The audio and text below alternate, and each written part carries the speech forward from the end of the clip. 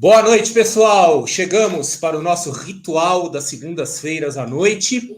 Então, como sempre, deem aí um oizinho só para eu saber se áudio, vídeo está tudo ok, né? Já estamos aqui com o nosso convidado Adalberto Piotto, cortesia do seu Rui das Neves aí, que já está aqui, né? O Rui das Neves, que é o primeiro-ministro do canal, que possibilitou essa presença ilustre aqui. E aí, assim, eu vou fazer aquela introduçãozinha antes da gente entrar no tema, né? Então, a primeira coisa, assim, o tema é política e investimentos. O pessoal que frequenta aqui o canal sabe que política não é um tema muito comum, e quando ele surge, normalmente ele surge de forma acidental, né? Quer dizer, no meio de uma discussão, de um tiroteio, alguém fala de política e o negócio desanda. Mas, assim, não é uma temática comum no canal, porque é um canal que fala majoritariamente de investimentos de finanças pessoais, ele acaba tendo um foco maior nas questões individuais do que nas questões coletivas. Só que é inevitável que em algum momento a gente tenha que falar de política, e eu trouxe, né, aquilo que eu entendo ser a pessoa certa, né? Quer dizer, o Adalberto Piotto é um jornalista muito experiente. Para a grande maioria, ele dispensa apresentação. Para quem é de São Paulo e já ouviu rádio em algum momento, o Adalberto Piotto é alguém que tem status de celebridade, né? Quer dizer, é impossível alguém não ter ouvido em algum momento, né? Nas épocas de CBN, etc. Sim.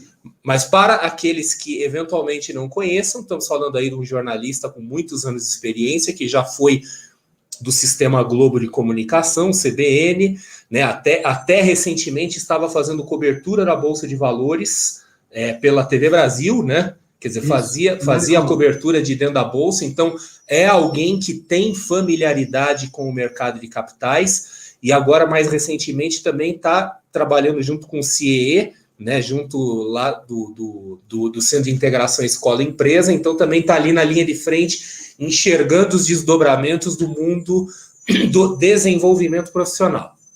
E aí, eu quero, então, agradecer muito a sua presença, né? É uma honra ter aqui no seu canal, e novamente também agradeço ao Rui, que vem se revelando um cafetão muito experiente, muito eficiente aqui para o nosso canal, né, trazendo pessoas importantes aqui. Ele está agenciando o canal, né? Logo, logo ele vai virar dono disso aqui. Tá? É o manager.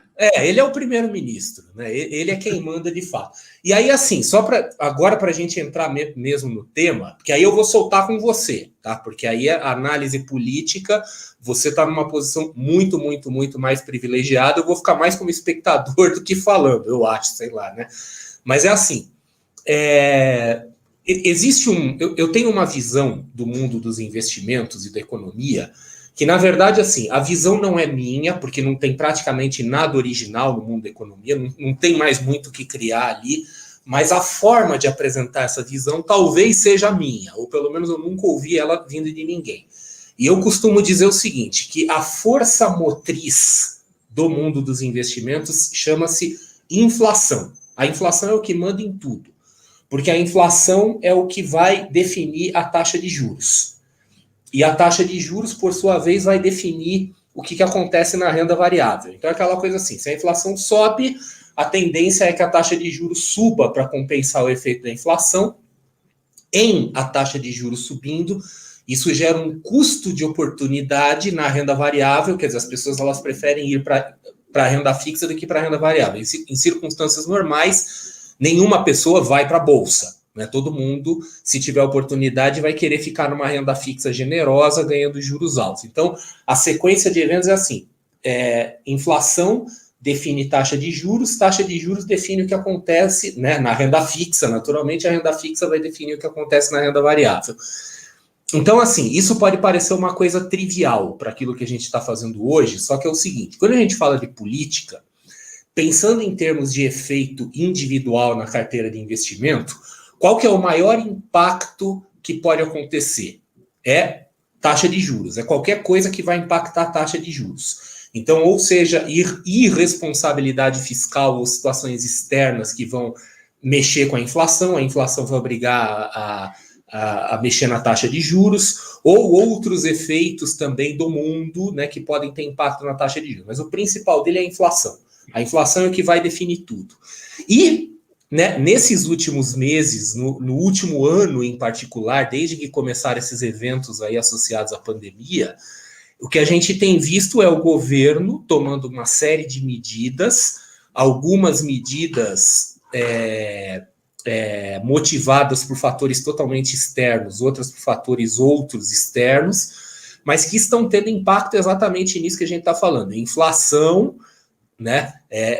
A gente pode acreditar essas coisas da inflação, tanto a crise mundial desencadeada pela pandemia, quanto a própria irresponsabilidade fiscal histórica do governo, que não é desse governo. A gente já pode até dizer que a irresponsabilidade fiscal não é um problema de governo, e sim de Estado no Brasil, né?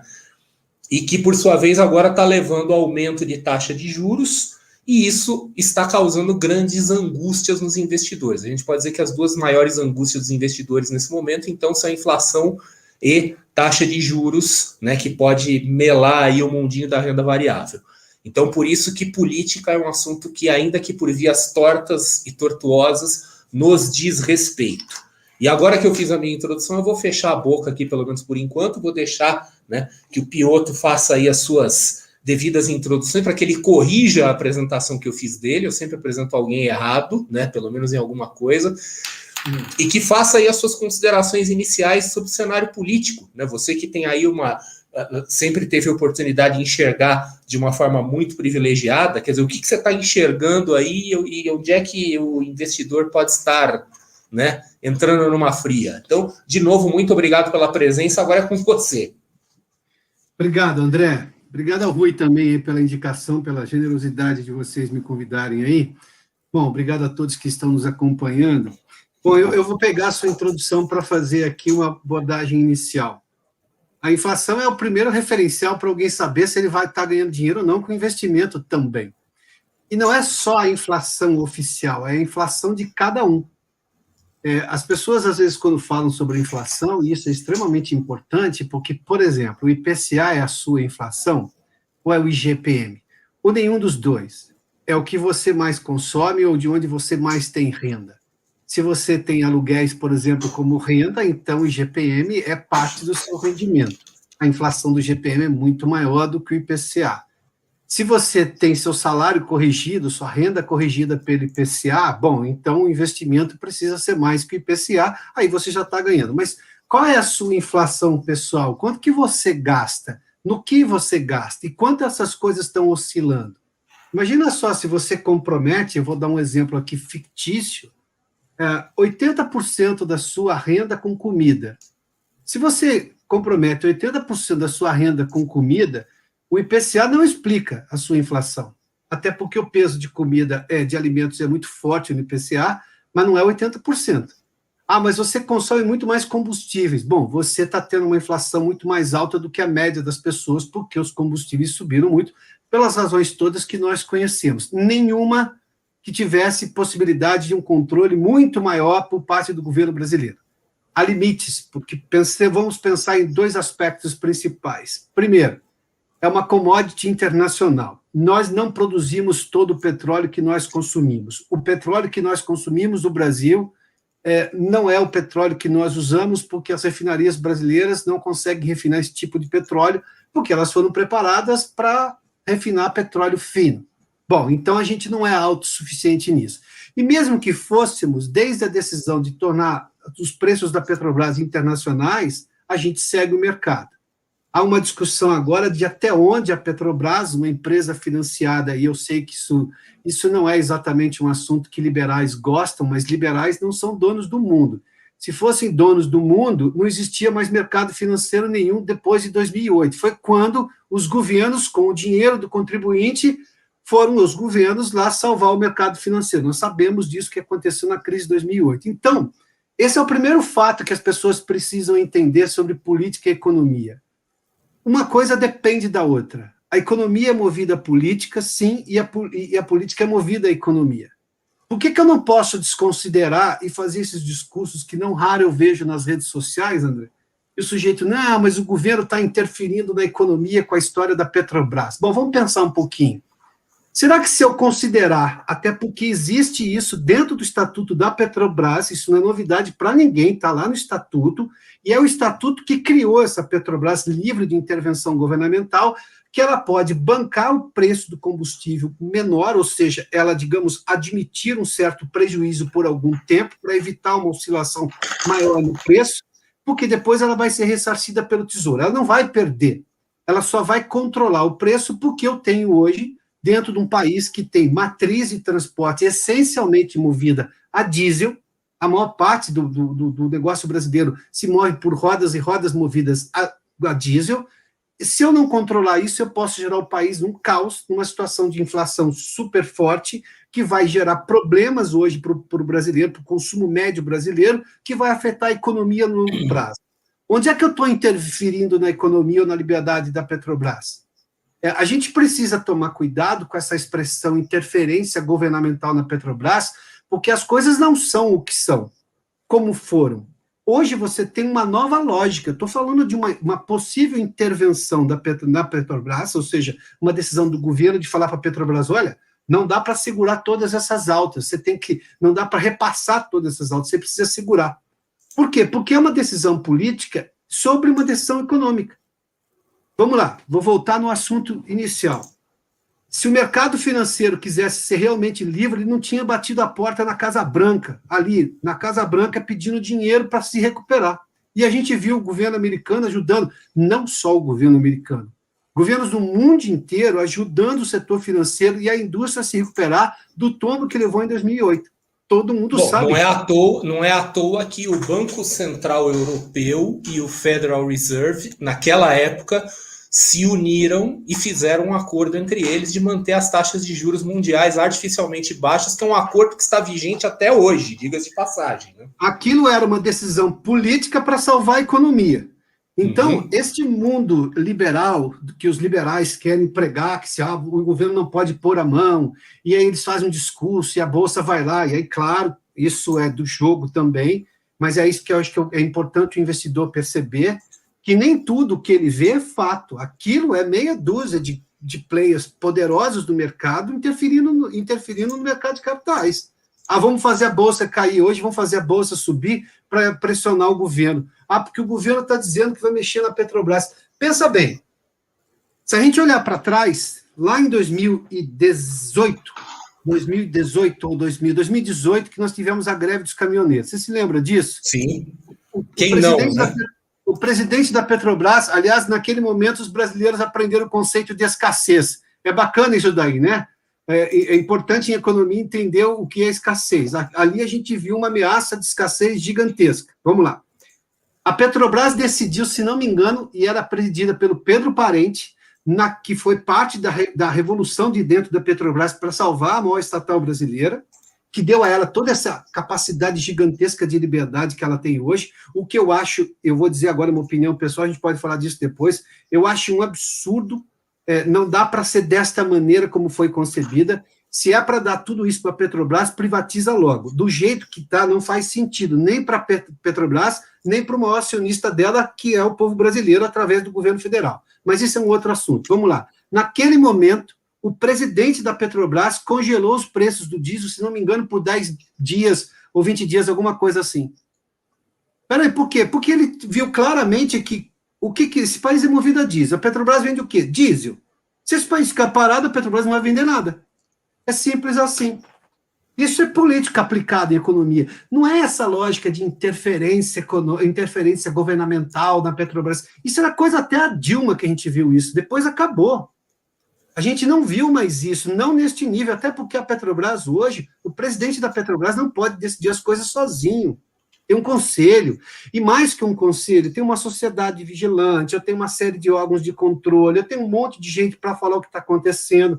Veja só essa mudança, por exemplo, do presidente da Petrobras, o último presidente da Petrobras, que foi benéfica, porque ele era um liberal completamente enlouquecido, e que não coaduna com a lógica de que quando a Petrobras precisar, ela vai pedir ajuda para o governo. Nós sabemos que isso vai acontecer. E por que o governo vai agir? Porque eu não posso permitir que uma empresa como a Petrobras quebre. Você imagina se a Petrobras amanhã, a partir de amanhã, falar não vou mais distribuir petróleo porque eu vou fechar todos os meus poços. Não faz sentido. Então, você tem uma lógica de uso político, de interferência política, dentro dos padrões republicanos, institucionais. Não é qualquer movimento do governo que eu tenho que interpretar como aquelas coisas horrorosas que aconteciam até o governo Dilma. Não existe mais isso. Então, alguns palavrões são criados no meio econômico que eles interferem na análise, sobretudo da grande parte dos investidores. Hoje, assim, o governo está intervindo na Petrobras. O que aconteceu com as ações da Petrobras depois de alguns dias? Voltou a subir. Lá em 2018, né, que foi a greve dos caminhoneiros, eu me lembro, eu estava na Bolsa, eu tinha um cenário econômico lá pela TV Brasil, a primeira coisa que eu disse, eu falei assim, bom, quem está vendendo a ação da Petrobras hoje, a menos que você saiba o que você está fazendo, que você está vendendo, que você está esperando depois cair para comprar de novo e vender na alta lá daqui a alguns meses, porque se você não estiver fazendo isso, você vai perder dinheiro. Porque o país é movido a diesel. Essa greve, em algum momento, acaba. Como toda greve já acabou na história da humanidade. Então, essa greve vai acabar. A hora que a greve acabar, esse caminhão vai sair de lá dirigindo com o quê? Com diesel. Bom, quem vende diesel? Bom, então é simples. Não demorou muito, a Petrobras recuperou tudo que ela tinha perdido. Imagina só o sujeito que saiu desesperado vendendo a ação da Petrobras. Essa é uma lógica de análise política, é quase simplória, mas me espanta que as pessoas não deem atenção a isso, como se, não, mas eu sou do mercado financeiro, eu lido com o mercado de capitais. Você acha que você está sozinho no mundo? Não, não tem ninguém sozinho no mundo, está todo mundo junto. Ponto. Funciona assim. São dois exemplos para entender, e eu peguei a joia da coroa, dentre as estatais, e eu sei que ela é polêmica, eu sei que tudo que se fala de Petrobras é polêmica, eu conheço vários investidores que não põem dinheiro em Petrobras de jeito nenhum, tudo bem, isso é uma escolha de perfil deles, de investidor, mas eu peguei dois casos aqui que envolveram a Petrobras para as pessoas entenderem que a política não é o que você ouve, o significado das expressões não é mais o mesmo e que você precisa entender um pouquinho de política para fazer bons investimentos, senão você vai ficar na mão de quem interpreta antes de você. Eu queria pegar das coisas que você falou e pegar alguns elementos e fazer alguns comentários. O primeiro é só uma definição. Que quando você fala liberal, isso é importante para o pessoal que acompanha a finança. Você está falando liberal no sentido clássico, não liberal no sentido moderno, né? Quer dizer, não é aquilo que o americano chama de liberal, que é o esquerdista gourmetizado, né? Quer dizer, o liberal não. Mesmo, né? O liberal isso. Econômico. Essa questão da Petrobras que você falou, até o Rui, deixa eu até achar o comentário dele aqui, o nosso primeiro-ministro aqui, ele fez o seguinte comentário. Cadê, né? Cadê o dito cujo aqui? Salve, Rui! Não, ele fez um comentário falando da questão do estatuto original da Petrobras, né, dos anos 60, que estabelece essas regras para o uso, entre aspas, social da Petrobras. O que pode ser uma coisa meio anômala do ponto de vista de mercado, mas está escrito, né? Quer dizer, eu mesmo às vezes esqueço dessas coisas. Então, a reação de alguns investidores mostra às vezes que os investidores não sabem exatamente quais são as regras do jogo, porque se está no estatuto, está lá, né? E, inclusive, no caso da Petrobras, é interessante também fazer um outro comentário, que você falou da greve dos caminhoneiros, que ela teve uma perda e se recuperou rapidamente. Ela teve uma perda recentemente, que foi por conta da troca de presidente, né, da troca de executivo principal, a intervenção, né, aquilo que foi chamado como intervenção, ainda não se recuperou. Provavelmente, o histórico mostra aí que ela deve se recuperar em algum momento. Mas aí tem uma questão também do momento da economia de coronavírus. Eu não tive uma recuperação econômica a partir daí também. Sim. Né? E claro, e a troca de comando foi anunciada. Aí eu acho que foi um erro do governo na forma como foi comunicada a troca de comando, tá? Vamos falar de política de novo? Eu acho que o governo poderia ter feito a mesma troca por uma decisão que é do acionista majoritário, ele pode sugerir, isso não tem nenhum pecado nisso, companhias abertas no mundo inteiro têm esse tipo de coisa, inclusive as brasileiras. A forma como foi feita, levando-se em conta o momento político brasileiro, e aí, obviamente, o governo poderia ter feito de outra maneira, mas entre aquela comunicação e a posse do novo presidente, mais agora as ações que o novo presidente vai tomar, este tempo ele demora para surtir efeito nas ações. Mas se você pensar do ponto de vista estratégico, eu vou ter uma retomada econômica. Em algum momento ela vai acontecer. A gente está querendo que aconteça ontem, mas ela vai acontecer. Boa parte disso, no curto e no médio prazo, vai ser com o combustível da Petrobras. Então, eu vou ter resultado econômico que distribui dividendos, que sobe valor de ação no curto e no médio prazo. Eu não posso dizer isso no longo prazo, porque a gente está mudando a matriz energética do mundo por questões climáticas e pressão ambiental, pressões ambientais. Bom, isso é uma outra discussão. Mas isso nós estamos falando de um plano muito mais longo. Sim, aliás, no curto prazo, a gente ainda está preso na Petrobras. Não, e a gente está preso em combustível fóssil. E hoje quem tem isso é a Petrobras, é ela quem distribui. A Petrobras não é um monopólio legal hoje, mas é um monopólio de fato, é o que ela acontece, ela é mais poderosa, ela quem conhece os campos de prospecção no Brasil. Eu me lembro quando se falava de abrir, ainda no governo Fernando Henrique, eu me lembro que eu fui cobrir um evento em Houston, que foi a abertura à Lei do Petróleo, a nova Lei do Petróleo, e naquele momento as empresas estrangeiras queriam vir para o Brasil, mas todas queriam ficar associadas à Petrobras. Porque quem conhecia o Brasil era a Petrobras. O investidor não vai pegar e perfurar um lugar que ele não faz ideia se vai sair petróleo ou não, por mais que ele tenha estudos geológicos, ele vai ter um parceiro. Ele prefere dividir o osso no começo, até ele entender o mercado, entender a geologia do país e tudo mais, depois ele vai sozinho. A gente viu isso até recentemente, quando se tentou vender partes de prospecção da Petrobras, que a Petrobras teve que voltar ao mercado e tudo mais, né? Sim. E a outra coisa que eu queria comentar é essa questão da relação, né, entre economia e Estado, né, que até o André Timóteo, que é o nosso professor residente aqui de matemática, né, que ele fala assim, ANCAP, né, fazendo referência aos anarcapitalistas, que usa circuit break, aqui usando alguns jargões, né, e o alívio quantitativo é negacionista. Quer dizer, o que ele quer dizer com isso é aquela coisa assim, que tem muito sujeito que é poser, né? Usando uma expressão assim, falando aqueles cantores de banda de heavy metal, assim, que são cabeludos e passam creme rinse no cabelo. Quer dizer, é só aparência. Quer dizer, eles fazem um discurso de aparência, de serem extremamente liberais, né? Então, aquela turma que fala, criptomoeda, não sei o que, aquela coisa toda, mas na hora que algo dá errado, eles vão buscar a ajuda de quem? Do governo, né? Aquele pessoal que vai no Twitter e coloca assim, alô CVM, né? Querendo que a CVM faça alguma coisa. Então, aquela coisa, quando tá dando certo, eles são membros de carteirinha da Escola Austríaca de Economia. Quando dá errado, todo mundo vira comunista, né? E aí eu quero lembrar, né? Eu sou um sujeito meio paranoico, que eu faço anotações das coisas, eu faço mapas mentais daquelas coisas que eu aprendi em tempos obscuros, que é para eu poder falar em momentos como esse, né? Então, aquelas coisas que a gente aprende, né, na escola de economia, quando todo mundo está dormindo lá na aula de microeconomia, né? Que as pessoas falam assim, vou ler o que está escrito aqui, tá? Função econômica do Estado.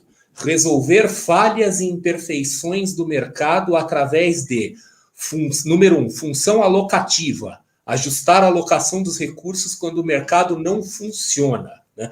Função distributiva, ajudar a distribuição da renda através da tributação e gastos públicos. E função estabilizadora, manter a estabilidade econômica e reduzir os efeitos dos ciclos econômicos. Então, assim, a gente sempre tem que lembrar, tá? Por mais pró-mercado que a gente seja, e todo mundo aqui na live, no grupo Investidor 7, todo mundo é pró-mercado, apesar de dizerem que é o grupo de investimento mais comunista do Brasil, mas não é verdade, né? Apesar disso tudo, né,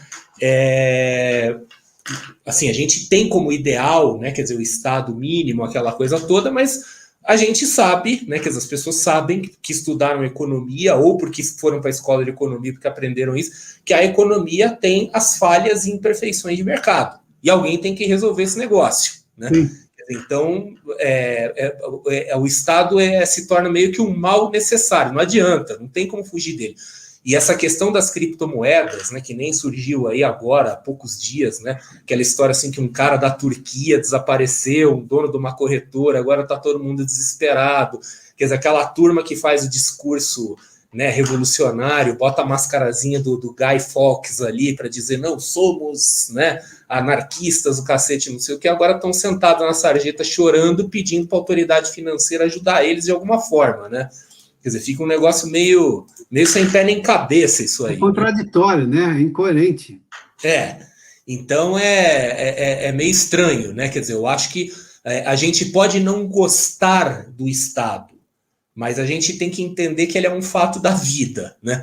E sem ele, né, para cuidar dessa questão das imperfeições do mercado, vira, né, quer dizer, o anarcocapitalismo, né, que eu sei que ele é uma coisa muito bonita na teoria, não sei o que, assim como o comunismo é bonito na teoria, né, você lê o Manifesto Comunista lá, não tem como não se encantar com aquele negócio, mas como dizia meu falecido pai, né, anarquia não é a ausência de lei, anarquia é a lei do mais forte, e a lei do mais forte leva à tirania, quer dizer, se você não tiver alguma coisa ali, né, um grupo dominante vai tomar conta de tudo. Isso é uma imperfeição de mercado, né?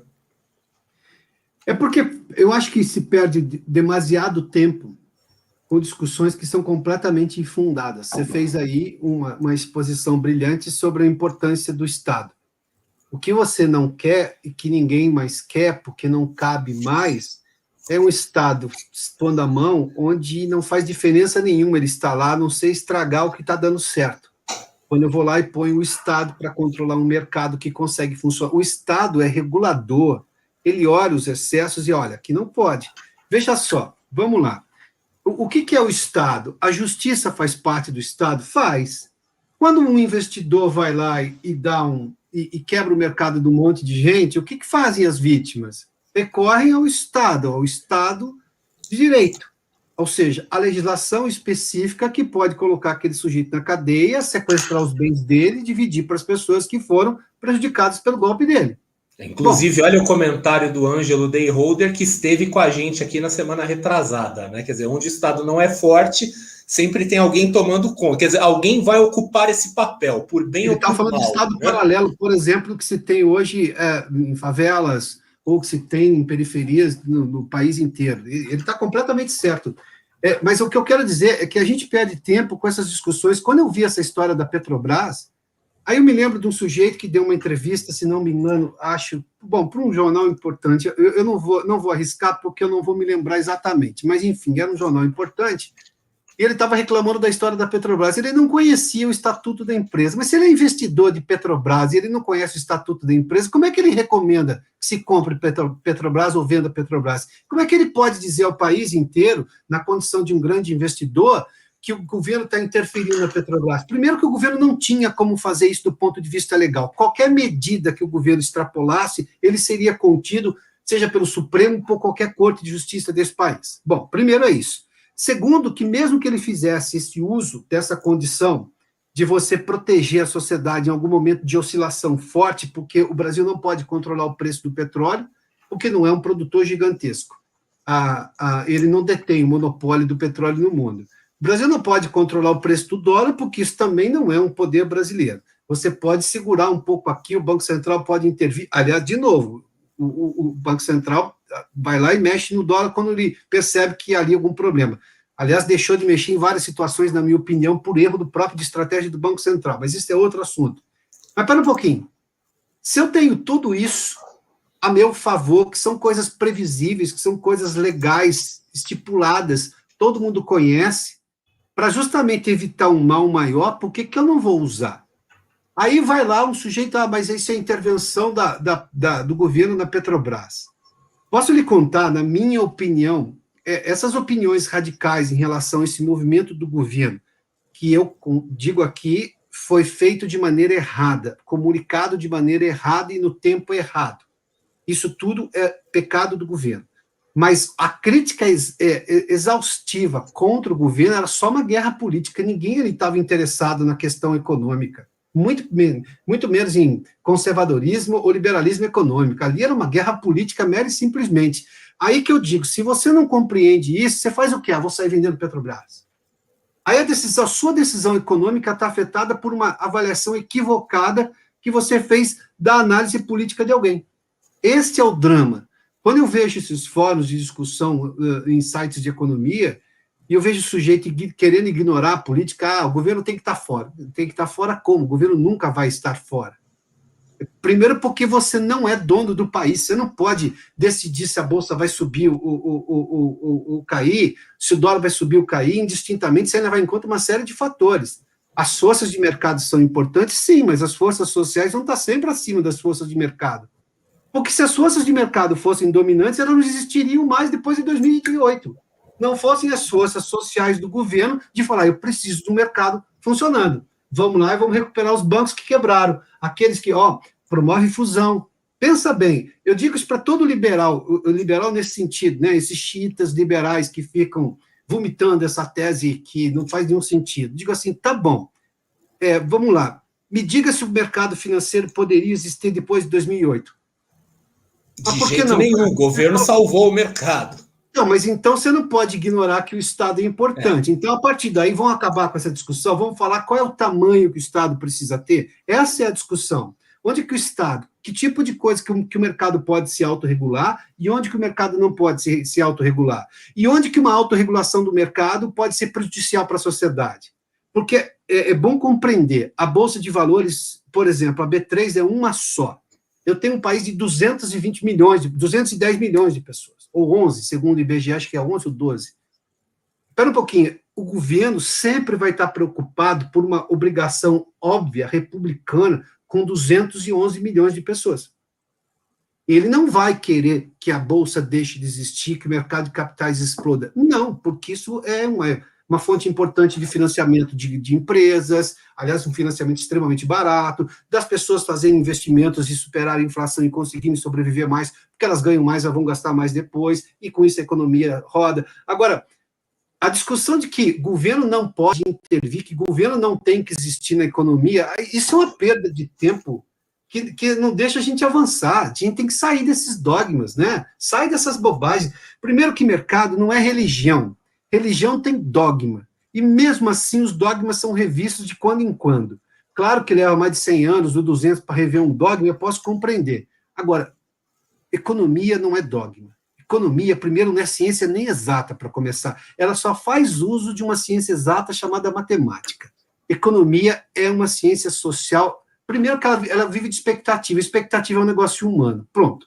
E que você não consegue apalpar. Expectativa é uma série de pensamentos, lógicos ou não, apostas que você acredita que alguma coisa vai estar em algum lugar em algum momento. E aí você investe ou não. Ponto. Funciona assim. Se isso aí for ciência exata, então eu não sei o que é ciência social. E se não é ciência exata, eu não posso tratar objetivamente do ponto de vista isso pode, isso não pode. Eu preciso levar em conta o momento social, o momento daquele país. Qual é a nossa maturidade do mercado financeiro? Eu tenho que copiar a legislação americana sem pensar, levando-se em conta que é outra bobagem que se diz por aí, que os americanos são extremamente liberais. Quem disse? De jeito nenhum. Ali o Estado intervém de forma absurda, né? A SEC é extremamente poderosa. Alguém imagina que vale a pena investir na Bolsa de Nova York sem a SEC? Você teria coragem de pôr seu dinheiro se você não tivesse um órgão regulador como a SEC? Né? Pensa bem, funciona por aí. Sim, e aí é interessante, primeiro eu quero só dizer o seguinte, que o seu fã-clube está aqui presente, tá? Então aqui, ó, Sol Carvalho, né? Que gentil, Sol, muito obrigado. Já está aqui. E o Rui, né, o nosso Rui aqui, ele fez um comentário que ele fala assim, a diferença do investidor de verdade e o torcedor. Esse comentário é importante, estava falando da questão, quando você estava comentando da Petrobras, né, de pessoas que interpretam errado ou não sabem interpretar os sinais que vêm do governo. E aí não é o investidor perdedor, mas ele se torna um investidor reativo. Então ele passa a reagir a notícias. Quer dizer, ele deixa de ter estratégia, ele passa a reagir a notícias. Inclusive, nesse momento, a gente também coloca aí a sua área maior de expertise, que é o jornalismo e a comunicação, né? Que é aquela coisa, quer dizer, quando uma notícia, quando uma coisa dessa vem à superfície, ela passa a ser de conhecimento público. Geralmente aquilo já está meio atrasado, assim, tomar decisões de investimento baseado naquilo, você pode muito facilmente aquilo redunda em alguma decisão errada, né? E eu queria agora também começar a conduzir a nossa conversa um pouco. A gente falou do caso específico da Petrobras, mas eu queria falar assim do conceito de risco país, né? Que é o... André, só me permita, claro. O Rui falou sobre investidor e torcedor. Eu poderia aqui, eu vou dar um chute aqui, mas se não for exatamente isso, é muito próximo disso. 80% das análises de Petrobras naquele momento da decisão do governo de trocar o comando da Petrobras era de torcedor político, inclusive na imprensa.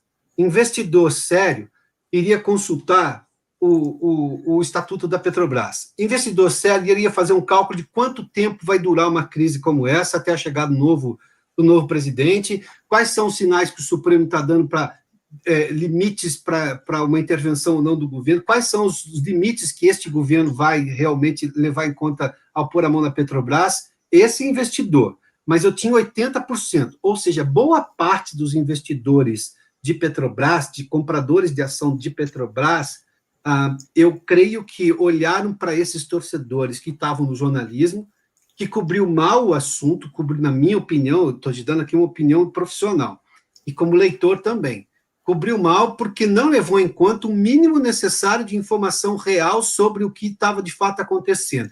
Eu tenho uma briga da imprensa contra o atual governo, contra especificamente o presidente, e você vê análises, em tese técnicas, sendo feitas baseadas nessa briga política, o que não faz nenhum sentido para quem vai tomar uma decisão de investimento financeiro. Inclusive, eu não lembro de ter visto nenhuma menção, nem na imprensa e nem nos analistas financeiros, né, que hoje estão muito presentes nas mídias sociais, a essa questão estatutária da Petrobras. Mendonça de Barros me deu uma entrevista, que foi ministro foi do BNDES, ele substituiu o Sérgio Mota, ministro das Comunicações.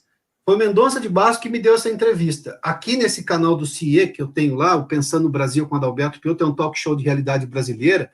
Se as pessoas quiserem, ali são vários assuntos que eu trato ali, são entrevistas. Aliás, cadê o nosso sargento aqui para botar o link aqui? Daqui a pouco ele aparece. Foi a entrevista do Mendonça. Como é que é o nome do canal? É Pensando Brasil. Isso, está dentro da TV CIE.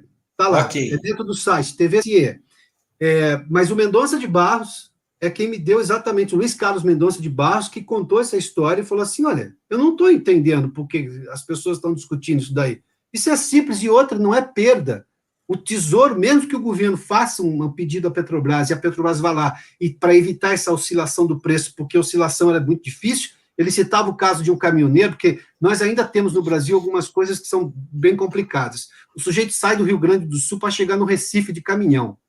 Pensa bem o quanto que oscilava o preço numa viagem dessa que levava o quê? 10, 15 dias, para você ir de Porto Alegre até o Recife.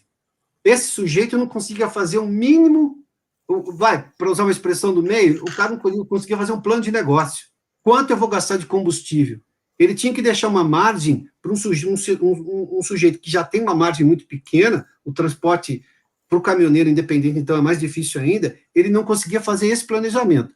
Mas mesmo que a Petrobras segurasse a oscilação e mantivesse o preço, vou manter por 3 meses, lá no final dos 3 meses, ela ia fazer uma conta e falar assim, bom, perdi.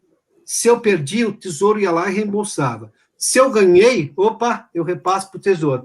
Ou se ganhou, a Petrobras ficava, se não me engano, acho que é isso. Aí é mérito dela. Mas é esse tipo de coisa.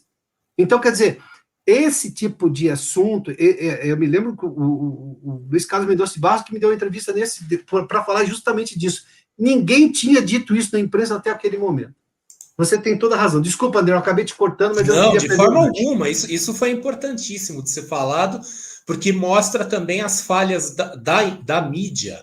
Porque, por exemplo, a gente estava comentando o governo, os governos de forma geral, mas em particular o governo atual, é extremamente inábil na comunicação. Isso é uma coisa notória. Eles são extremamente incompetentes. Sim. Mas os comunicadores profissionais também estão pegando pesado, né? Quer dizer, do outro lado, então a gente está meio que numa guerra aí. É uma combinação explosiva. Eu tenho um governo que tem problemas sérios de comunicação e uma imprensa que tem problemas sérios de credibilidade porque usa mal a informação e faz de cobertura jornalística uma torcida ideológica. Em inglês eles têm um termo que é meio intraduzível para o português, que eles falam weaponized, né? De você transformar uma coisa em arma, né? Então a própria mídia acaba transformando a comunicação em arma.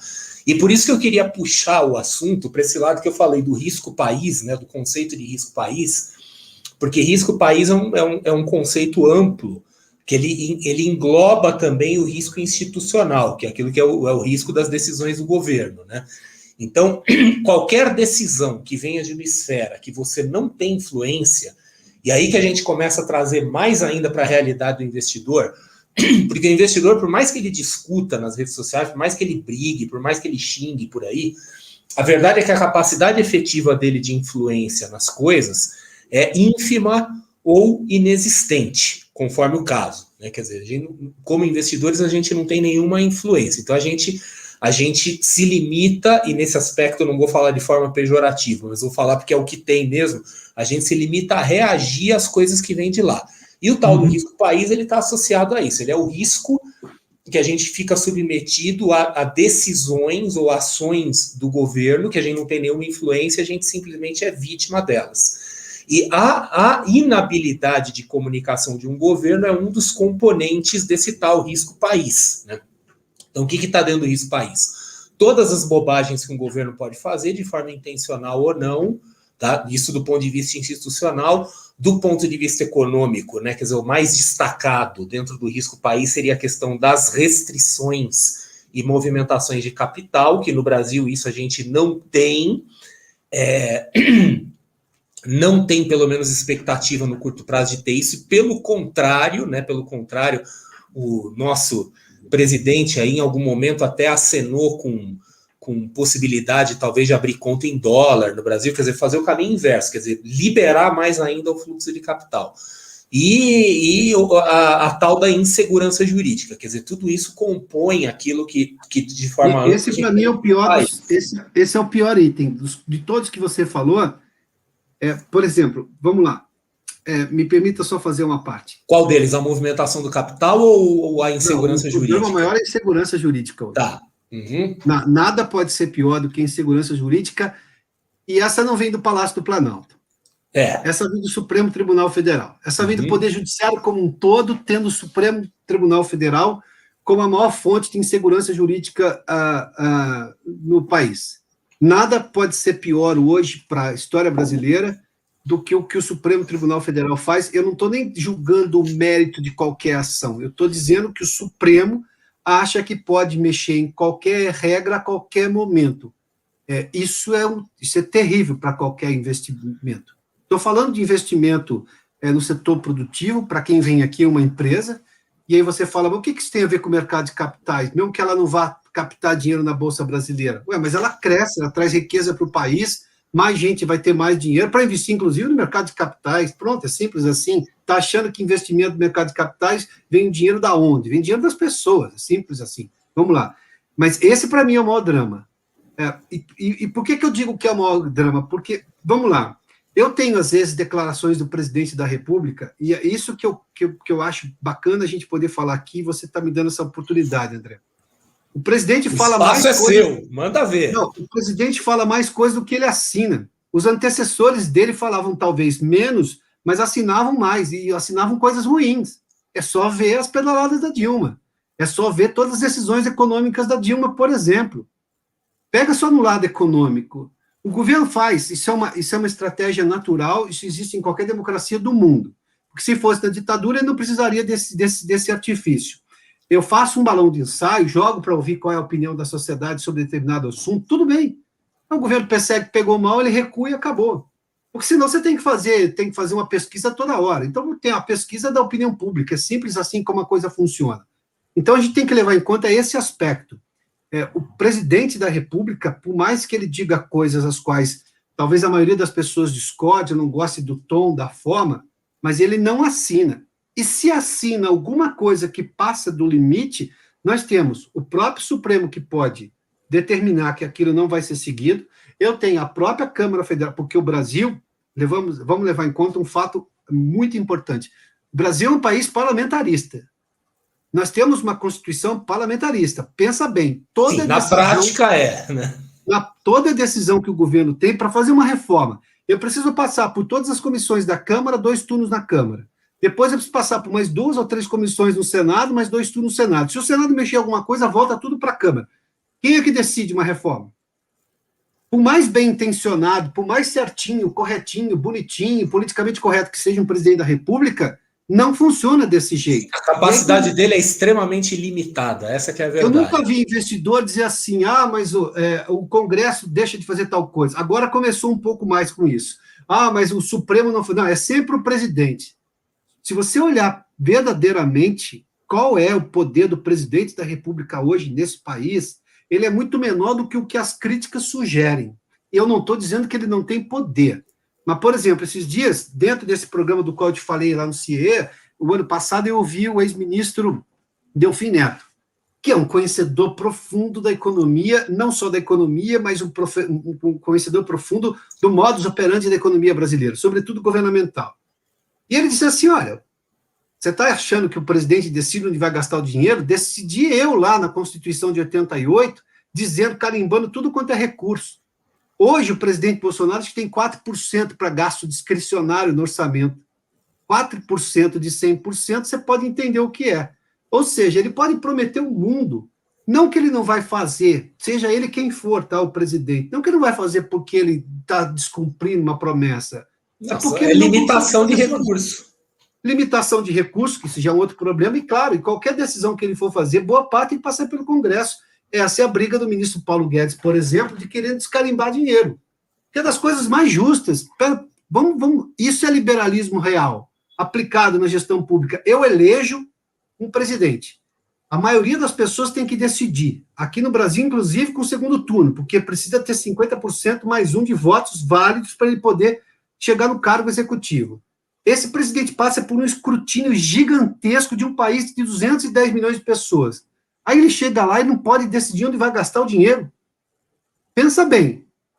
Onde que está o problema? É o governo que não é liberal? Não, é a legislação brasileira que tem problema. E quem mexe em legislação chama-se Congresso Nacional. E quem pode mexer numa decisão do Congresso agora é o Supremo Tribunal Federal.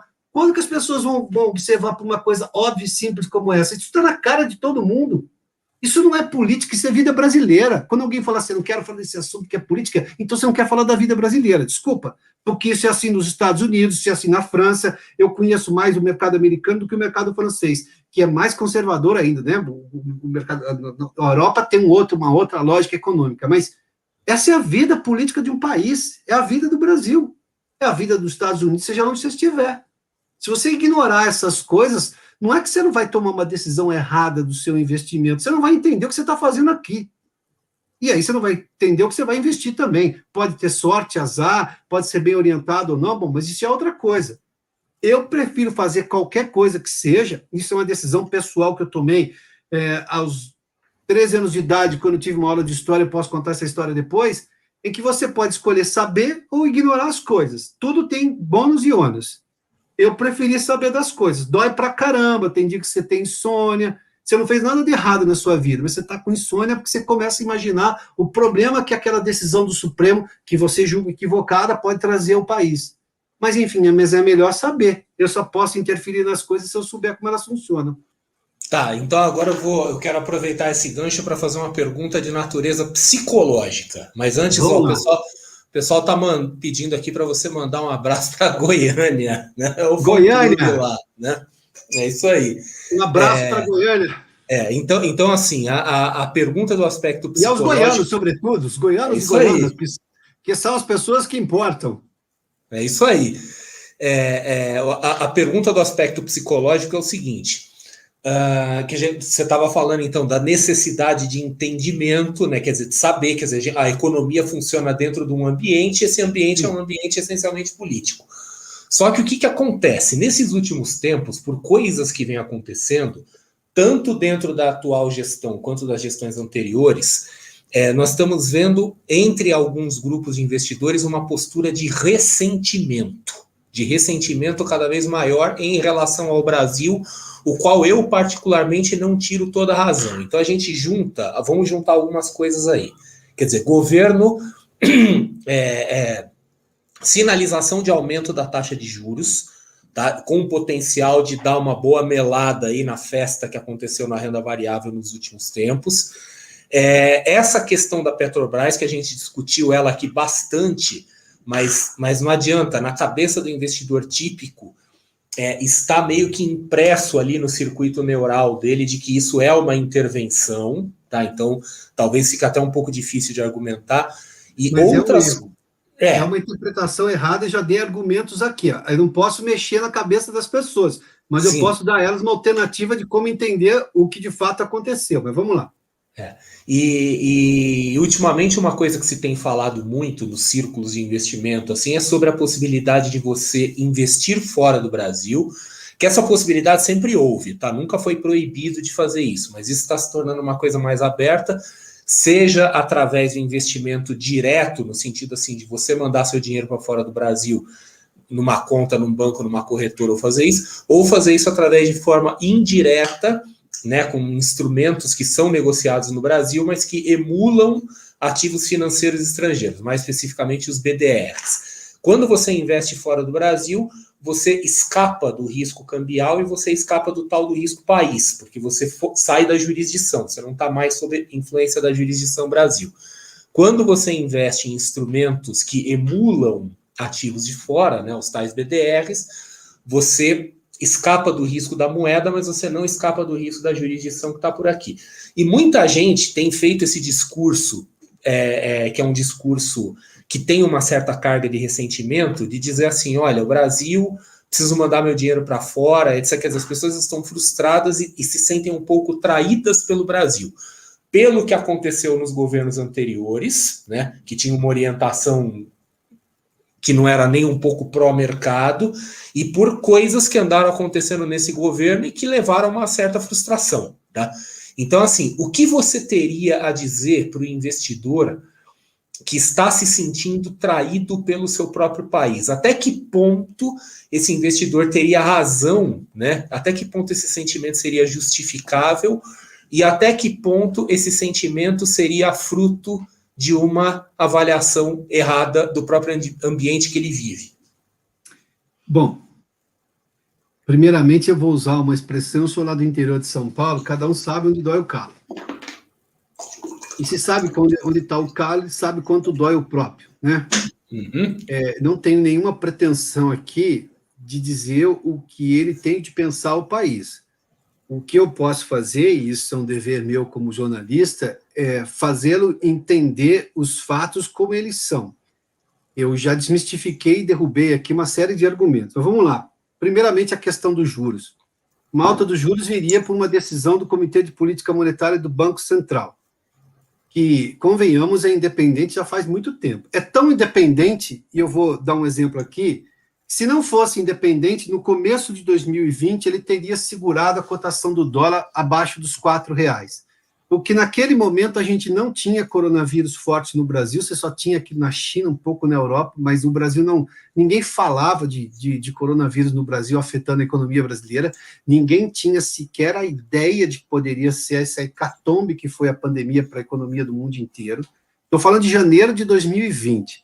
O Banco Central não corrigiu nem as distorções especulativas em relação ao dólar. Eu saí de um dólar que estava na época 3,98, por aí, 4,1, e ele foi rapidamente a 4,20, 4,30 e chegou a 4,40 naquele momento. Estou falando de 4,40. Uhum. Aí você fala, hoje o dólar, se não me engano, fechou em torno de 5,50, alguma coisa. Se eu tirar 40 centavos daquilo que foi um erro do Banco Central, que com a sua liberdade decidiu que não deveria conter aquela especulação, não tinha nada de coronavírus, não tinha nenhuma ameaça à economia mundial consolidada, nada daquilo. Aquilo era especulação de uma série de players de mercado, do mercado cambial, que estava jogando contra o real. Era simples ali. Eu estava na Bolsa nesse momento, eu estava acompanhando esse mercado de perto, e eu disse, naquele momento, o Banco Central está errando em não pôr a mão aqui, porque o próprio Banco Central dizia o seguinte, o Banco Central vai intervir para corrigir distorções do mercado de câmbio. Ali era uma distorção porque não tinha nenhum fator. Eu não estou dizendo para segurar o dólar quando a pandemia pegou pesado a economia mundial. Seria impossível segurar aquele dólar. Mas espera aí, tira 40 centavos da cotação de hoje. Mas tira 40 centavos na cotação de hoje sem a pressão dele ter chegado em 5. Então ele estava, quando ele chegou em 5, que um falou assim, agora é R$5 o dólar, ele não seria 5, ele seria 4,60. Então, este dólar hoje a 5,50, se o Banco Central tivesse agido lá, esse dólar provavelmente hoje, eu estou fazendo aqui apenas uma elucubração, eu não tenho nenhum modelo matemático para explicar isso, só estou fazendo uma conta simples. Esse dólar, tirando o efeito psicológico e os 40 centavos, provavelmente seria o quê? R$4,90 hoje, R$4,80. Pensa num dólar 4,80, quantos problemas nós não teríamos tido que tivemos recentemente? Começa por aí. Vamos lá. Então, o Banco Central decidiu isso lá com a liberdade que o liberal está reclamando hoje, que o governo vai aumentar. O governo não vai aumentar juros, quem vai decidir é o Banco Central. E para conter um surto inflacionário, porque senão eu tenho um problema maior. Então, pelo contrário, a tendência natural do governo não é aumentar, é sempre baixar. Né? Então vamos lá. Se eu pegar o histórico do próprio Banco Central, ele sempre tentou trazer os juros para juros melhores. A gente viu isso desde 2016 no governo Temer. Em outubro de 2016 começou a queda que estava em 17%, se não me engano, e a gente começou a ter uma queda consistente. Então, não é uma decisão política. Alguém que está bravo com o país porque está achando que isso é uma decisão política, desculpa, não está entendendo nada. Isso é uma decisão técnica do Banco Central que você pode reputar como equivocada ou não, mas ele está sendo movido por argumentos econômicos. É difícil imaginar, aliás, é muito difícil imaginar já há alguns anos que alguém do governo, do Planalto, liga para o Copom na hora que eles estão reunidos e fala assim, segura os juros aí. Não dá. Nesse patamar, não. Pode ter alguma influência, o sujeito leva em conta uma série de coisas. E outra, o Banco Central está advogando por necessidade de reformas faz tempo, escreve tudo isso em todos os relatórios que ele divulga a cada reunião do Copom. Bom, isso é positivo. Eu estou querendo reformas, estou querendo modernizar o país, reduzir os gastos, quero mexer na questão fiscal do governo, que é a problemática hoje. Então, por mais que o Banco Central decida subir os juros, para conter a inflação, dizer, estou traído por causa disso, não, peraí. Então, chegou ontem no mercado financeiro. Isso é desculpa de gente muito mimada. Vou usar a expressão que me vem à cabeça agora. A segunda questão é a história da Petrobras. Eu já expliquei, mas vou contar mais um exemplo. Eu não posso viver num país em que um modal de transportes é movido a diesel, sem que eu leve em consideração que o governo, em algum momento, vai dizer à estatal, que por acaso é dele, ele representa o povo brasileiro, ele é o acionista majoritário, fala assim, olha, segura essa oscilação. Isso não é intervenção daquele significado que tínhamos lá nos anos Dilma, até os anos Dilma. Não tem nada a ver com isso. E eu tenho uma série de controles hoje. Tanto que o máximo que o presidente sugeriu foi, vou trocar o presidente da Petrobras. Ainda assim passou pelos conselhos, claro que o governo pode pressionar os conselheiros para votar, teve conselheiro que saiu, tudo isso a gente acompanhou. Mas espera um pouquinho. Eu, por exemplo, vou dizer, aquele conselho, na minha opinião, e o presidente da Petrobras, até então, o Castelo Branco, estava tomando decisões que não levavam em conta a economia do país. Eu vou salvar a Petrobras e vou ferrar o Brasil. Onde é que isso faz sentido? Eu tenho um problema hoje, como é que essas mercadorias vão trafegar? Como é que eu vou... E se os caminhoneiros fazem uma nova greve? Mas isso é pressão de... Mas espera um pouquinho. Se um investidor quer pressionar o governo para o bem dele, por que ele acha que o caminhoneiro não pode pressionar o governo para, de alguma forma, considerar as condições também do setor de transportes? É uma lógica. Lembra que eu falei agora há pouco, André? Ninguém está sozinho. Não existe essa coisa, ou mercado, ou governo, ou investidor. Você vai ter que levar em conta as outras pessoas e os outros interesses. Essa questão, desculpa te cortar, mas essa questão da Petrobras, eu acho que para fixar um pouco melhor na cabeça das pessoas, a gente pode dizer assim, olha, você tem duas possibilidades de enxergar o governo. Você vai enxergar como você quiser. Ou você pode enxergar o governo como governo, ou você pode enxergar o governo como acionista majoritário, no caso da Petrobras. O efeito prático é o mesmo, tá? Só que assim, a questão, até para o próprio mindset e bem-estar psicológico do investidor, é ele pensar assim, o governo está agindo como governo ou como acionista majoritário?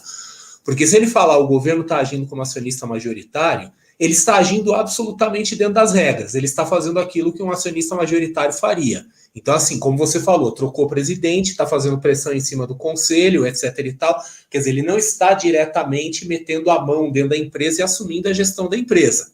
Ele está usando o seu poder para fazer uma troca de gestão dentro das regras, né?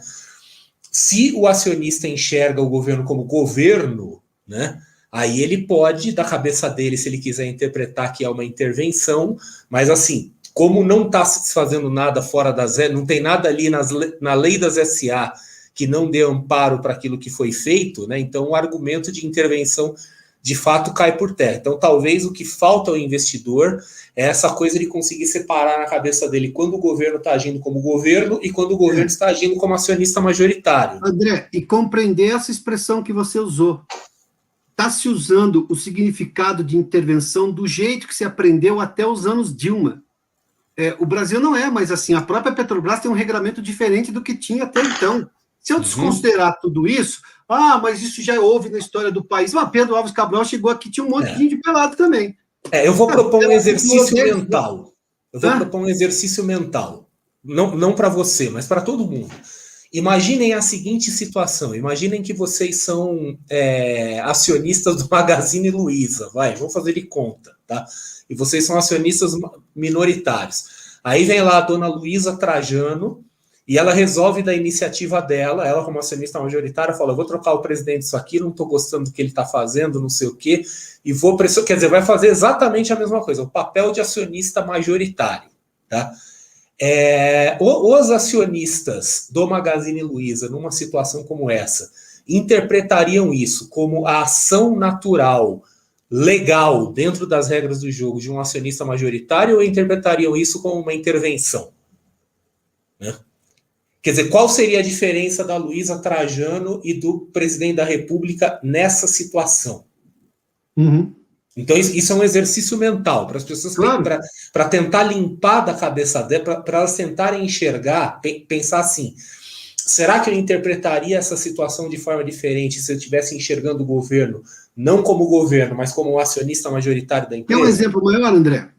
E se, por exemplo, numa empresa como a Magazine Luiza, só para usar o seu exemplo, ela tivesse tomado uma decisão que, por acaso, ia reduzir os ganhos da empresa, e, obviamente, isso interfere no preço da ação e nos dividendos, eu não tinha nenhuma cláusula ali que haveria um repasse do Tesouro para compensar aquelas eventuais perdas dada a decisão dela. No caso da Petrobras, a decisão do governo de pedir para a Petrobras, em algum momento, segura as oscilações, porque senão eu não consigo, a economia desanda, na própria legislação estava lá a compensação por parte do Tesouro, em algum momento. Acho que, se não me engano, era 3 meses, ou algum tempo assim. Não tinha risco. Se a gente olhar, o risco era o Brasil explodir por causa de um repasse insano de preço de petróleo, do dólar e tudo mais, você não segurar nada e você ter um problema maior na economia, de novas greves de caminhoneiros, por aí. Isso era o risco. Se eu parar para pensar com lógica, eu tinha uma ferramenta ali que poderia evitar um mal maior. Sendo que o investidor não perderia, porque eu teria compensação. E se eu conseguisse segurar um problema maior na economia, a Petrobras ia continuar vendendo combustível para a economia girar no país. Ponto. Olha, eu quero até fazer um comentário. O Thiago Romano, que ele vem aqui e ele faz um contraponto. Ele fala, mas é pro bem da empresa, né, André? Falando para mim, né? Assim, depende da motivação. Ele coloca, você acha que ela, né, no caso falando da Luiza Trajano, ia fazer a troca para reduzir os ganhos da empresa? Aí, Thiago, eu entendi perfeitamente seu raciocínio e seu raciocínio está certo. Só que assim, existem casos e existem circunstâncias em que sim, um acionista majoritário pode tomar atitudes para reduzir o ganho da empresa, principalmente se esse acionista majoritário faz parte do corpo diretivo da empresa e ele consegue resolver o lado dele de outro jeito. Eu não vou entrar muito nesse mérito aqui, até porque eu não quero tomar um processo aqui em algum momento, tá?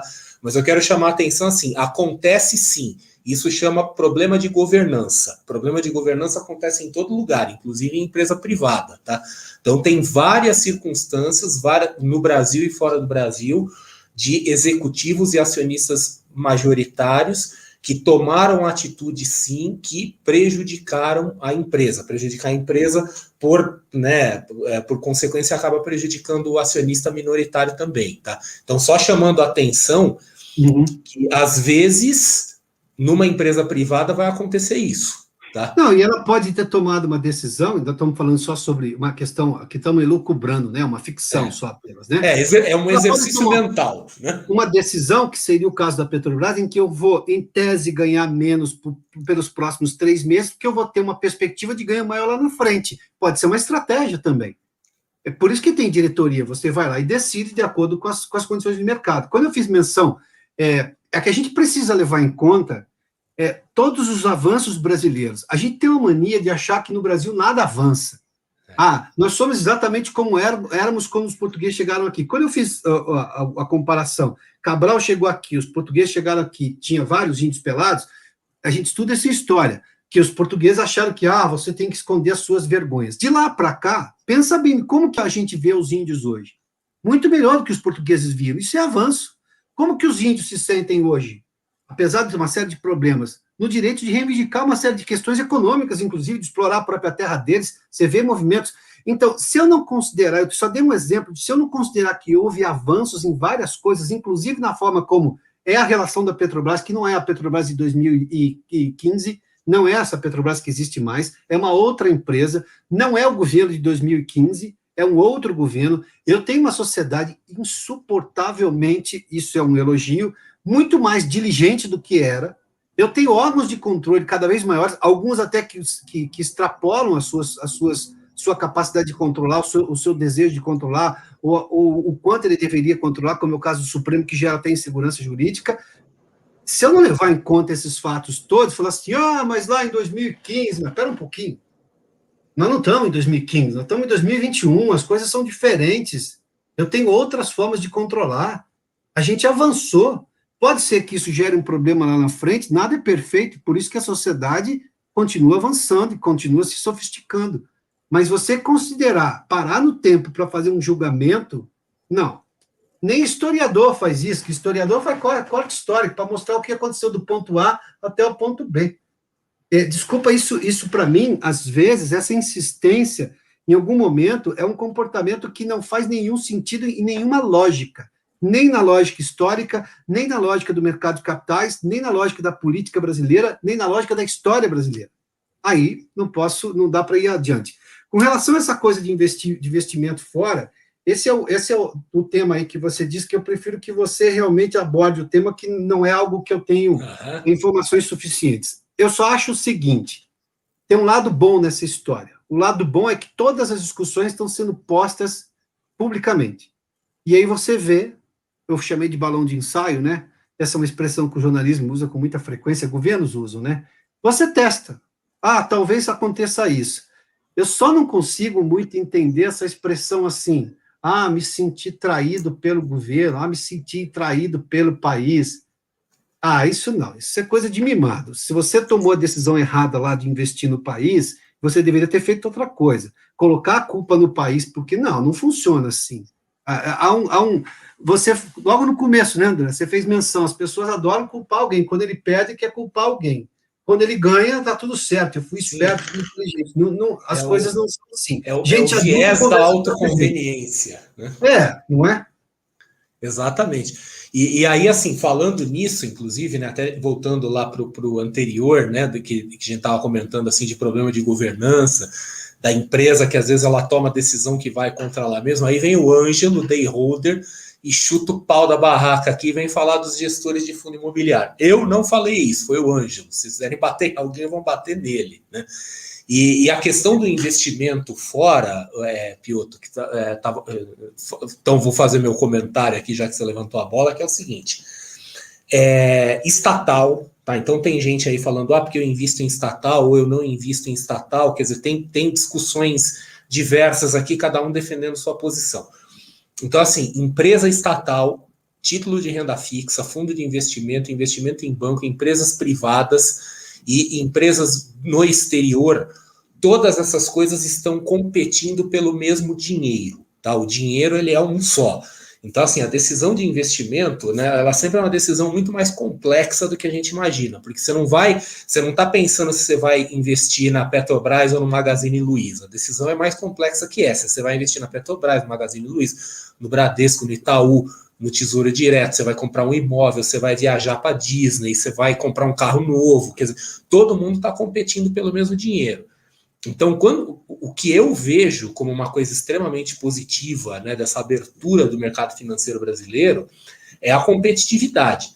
Quer dizer, a partir do momento que as empresas daqui vão estar competindo pelo mesmo dinheiro com empresas de fora, a gente tem uma tendência, espera-se, né, de que essas empresas evoluam, se tornem mais fortes em termos de governança, que era aquilo que a gente estava falando aqui agora, inclusive as estatais, porque a Petrobras, o Banco do Brasil, alguém aqui mencionou o Banco do Brasil também, né, até se puder depois comentar um pouco o Banco do Brasil, se ele tem similaridades com a Petrobras, mas elas também estão competindo pelo mesmo dinheiro. Quem não lembra quando o Lula foi na televisão, a última vez aí que teve uma grande emissão de ações, foi em 2008, 2007, eu não lembro, que o próprio Lula foi na televisão chamar as pessoas, fazer propaganda da Petrobras para comprarem ações da Petrobras. Quer dizer, então estão competindo pelo mesmo dia. Aliás, é até curioso também, já que a gente está falando da questão de risco país, Piotr, lembrar que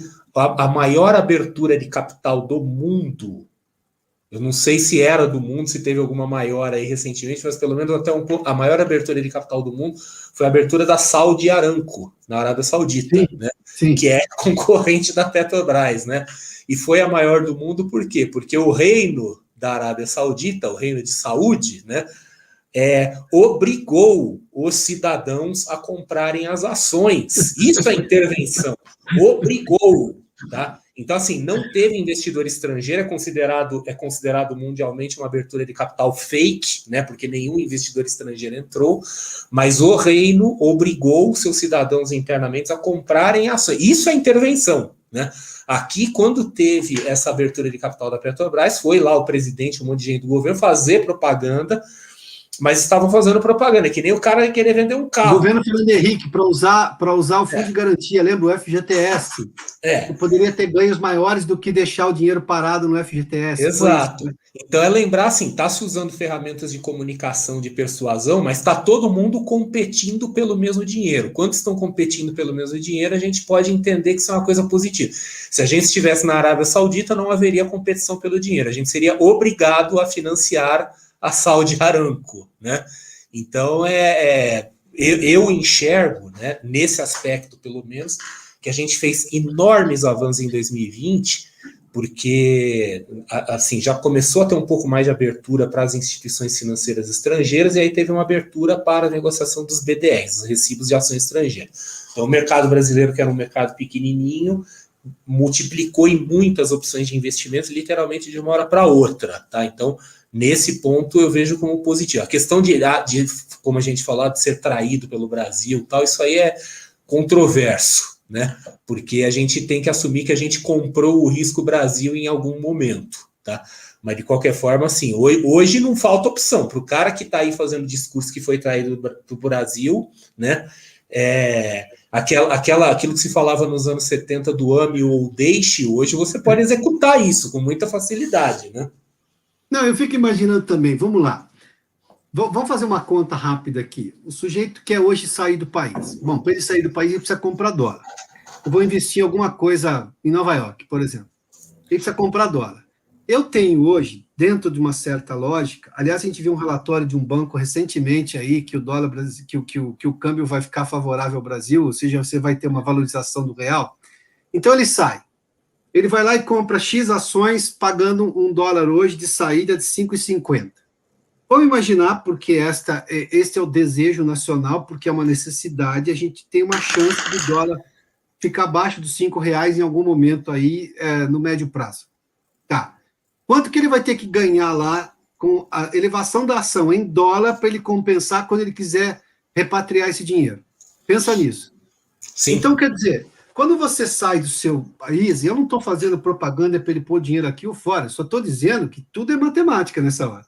Você precisa levar em conta uma série de coisas. Ou pelo menos deveria ser. O que você está falando, Piotr, é que o investidor tem que ter uma postura racional. Isso é o que deveria acontecer. E a ironia suprema é que ao longo da live o que a gente mais vem falando é exatamente sobre o investidor agindo de forma completamente irracional, né? Sim, claro.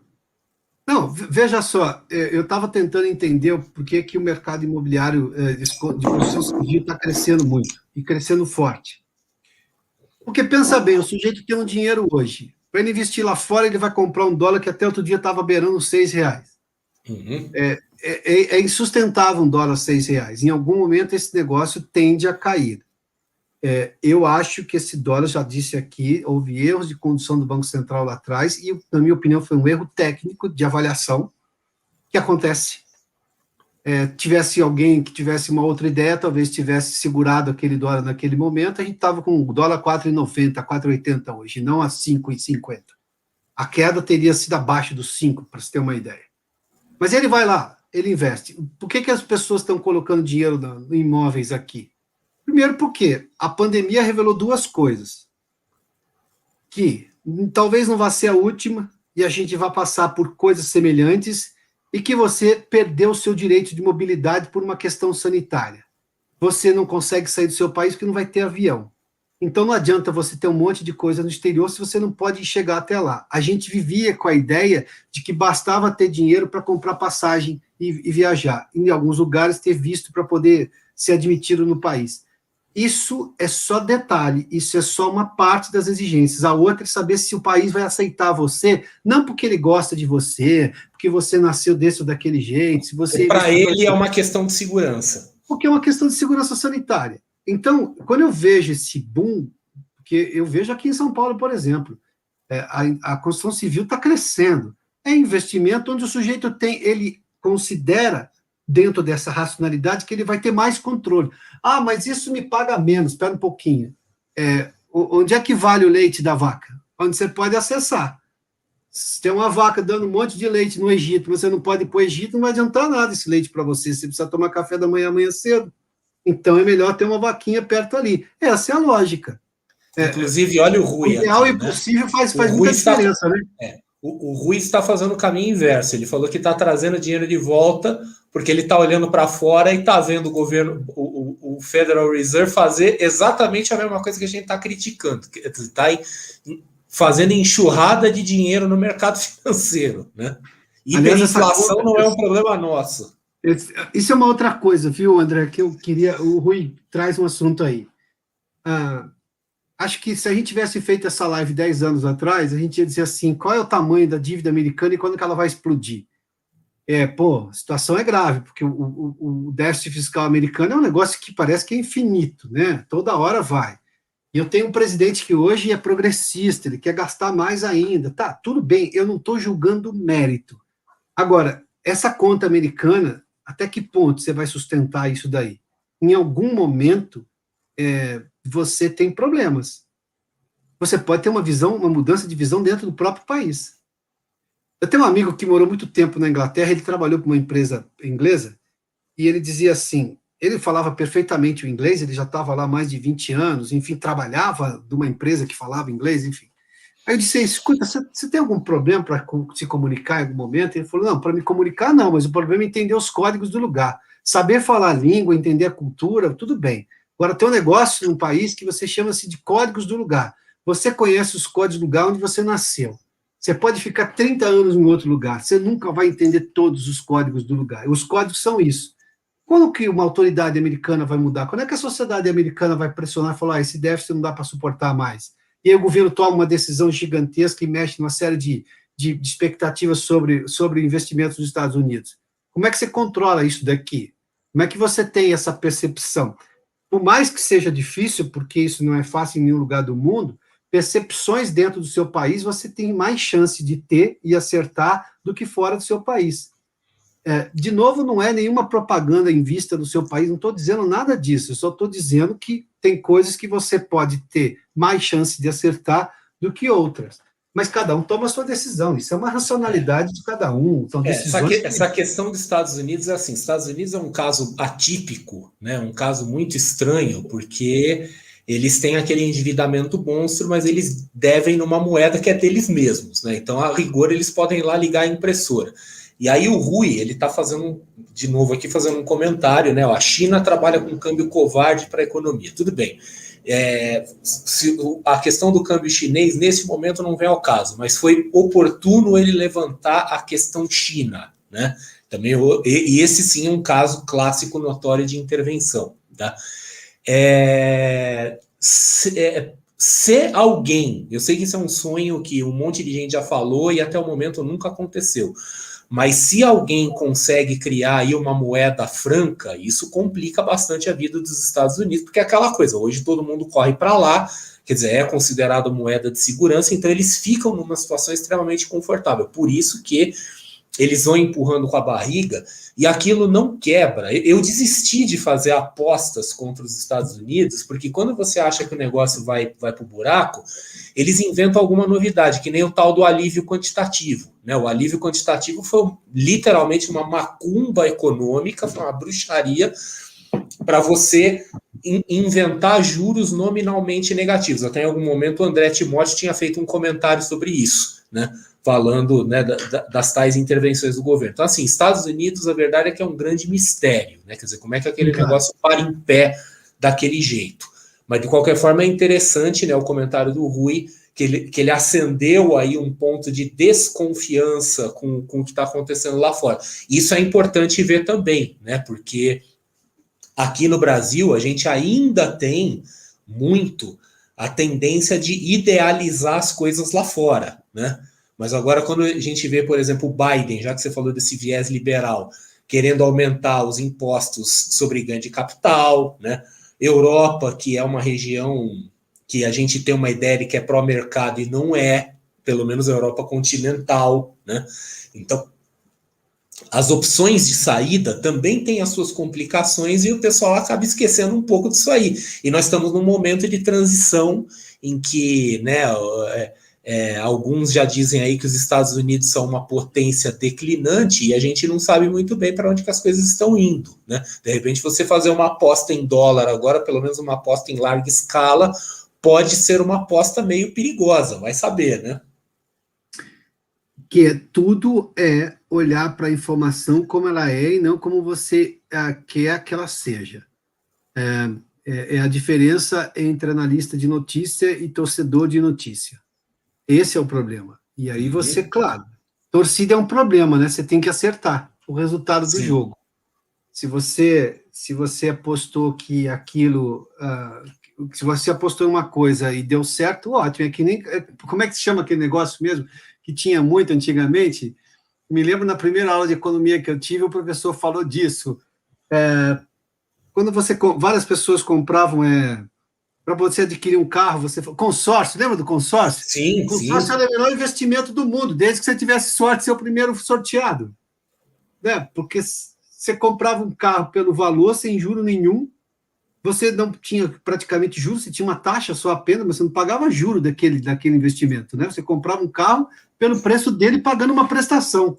Continuaria pagando. O problema é se você fosse o último, você não ia ter o bem agora. Sim, você ia pagar para alguém levar na tua frente. 48 meses adiantados para ter um carro. O outro não, pagou um mês e já levou.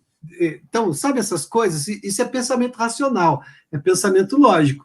É um risco? Tá, mas eu quero correr o risco. Tá bom, então vai lá.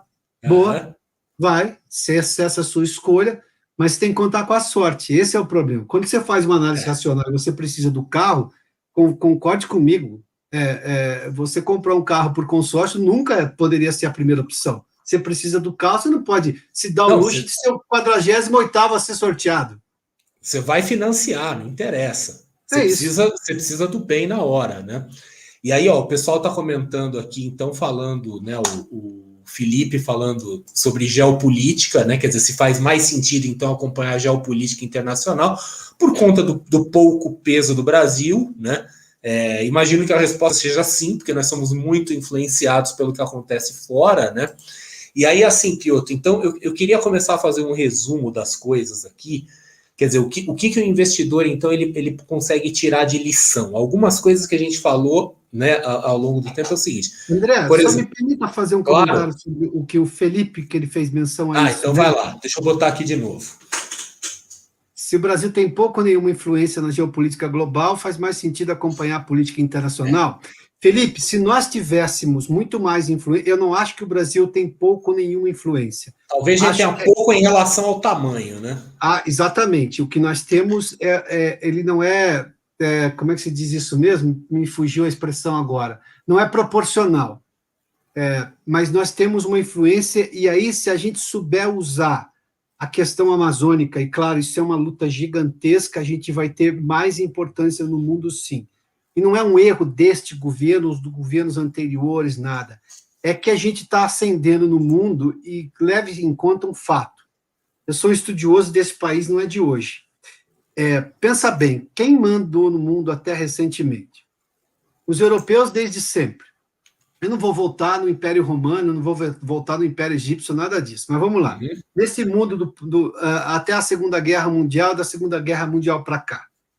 Os europeus desde sempre, apesar de você ter tido duas guerras lá no século passado, eles têm influência gigantesca, sobretudo cultural, por razões inclusive culturais, mas enfim.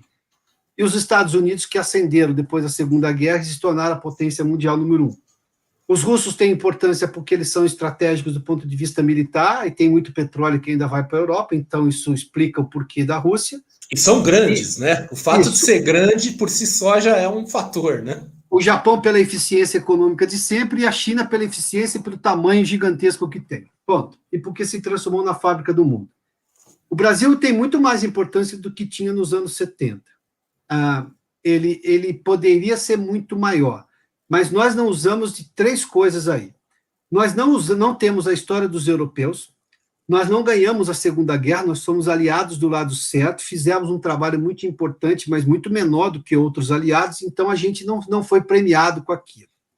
Nós não tivemos a eficiência dos japoneses e também não fizemos o que a China faz. A China ficou grande, mas a um custo que os brasileiros não vão querer pagar nunca, que é de exploração de mão de obra, você não ter direitos nenhum, essas coisas todas. Bom, então não é culpa do Brasil. Nós escolhemos um caminho, erramos por não termos a eficiência japonesa, sim, mas também não escolhemos fazer. Não somos um país que fica invadindo o mundo inteiro como os europeus e americanos fizeram. Bom, tem essas coisas.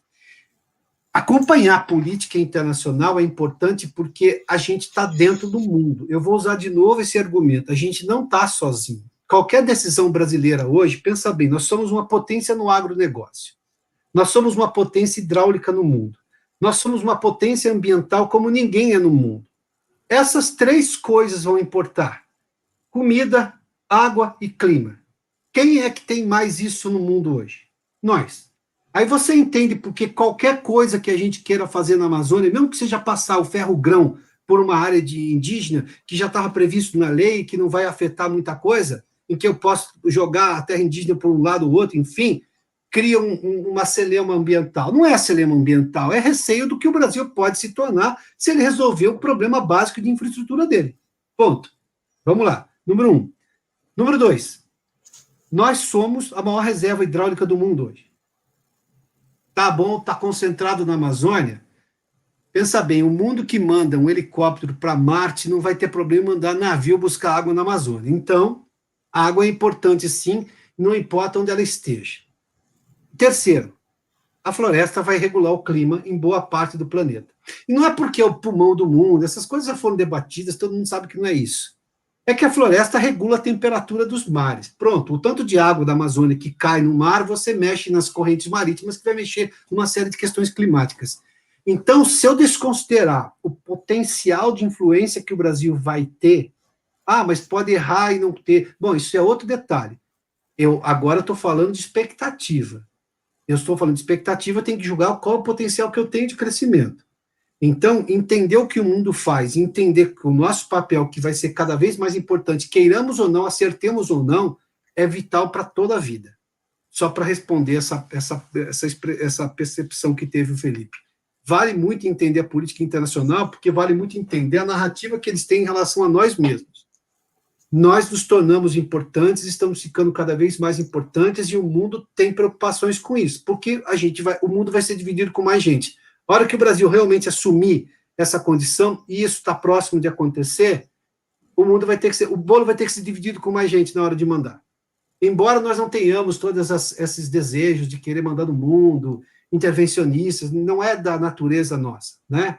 E até bom que não seja, porque eu acho que o soft power vai ter mais poder do que esse hard power que comandou o mundo até o 11 de setembro, se a gente partir por esse pressuposto. Muito bom, é isso aí.